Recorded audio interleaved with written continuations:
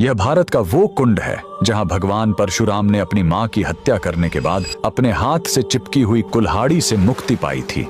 यह कहानी है महान ऋषि जमदग्नि और उनकी पत्नी पतिव्रता रेणुका की। कहते हैं रेणुका हर दिन नदी से कच्चे घड़े में पानी लाती थीं और उनके सतीत्व के बल से वह घड़ा टूटता नहीं था। उनके 5 पुत्र थे जिनमें सबसे छोटे थे विष्णु अवतार परशुराम। एक दिन रेणुका ने नदी में कुछ गंधर्वों स्वर्ग के संगीतकार को जल क्रीड़ा करते देखा। उन्हें देखकर एक पल के लिए उनका मन मोह में पड़ गया और उसी क्षण उनके सतीत्व का बल टूटा और कच्चा घड़ा टूट गया। जब वो आश्रम लौटी तो ऋषि जमदग्नि ने अपने योग बल से जान लिया कि उनका मन भटक गया था। वो इतने क्रोधित हुए कि उन्होंने अपने पुत्रों को आज्ञा दी, अपनी मां का वध कर दो। जब चारों बड़े भाइयों ने मना कर दिया तो क्रोधित पिता ने उन्हें तुरंत पत्थर बन जाने का श्राप दे दिया। इसके बाद परशुराम ने पिता की आज्ञा को अपना धर्म समझा। उन्होंने भारी मन से अपनी कुल्हाड़ी उठाई और अपनी ही मां का सिर धड़ से अलग कर दिया। उनकी आज्ञाकारिता से प्रसन्न होकर जमदग्नि ने वरदान मांगने को कहा। परशुराम ने तुरंत अपनी मां को फिर से जीवित करने और साथ ही पत्थर बन चुके अपने चारों भाइयों को भी मुक्त करने का वर मांग लिया। सब फिर से जीवित हो गए, मानो कुछ हुआ ही ना हो। लेकिन कहानी यहीं खत्म नहीं हुई।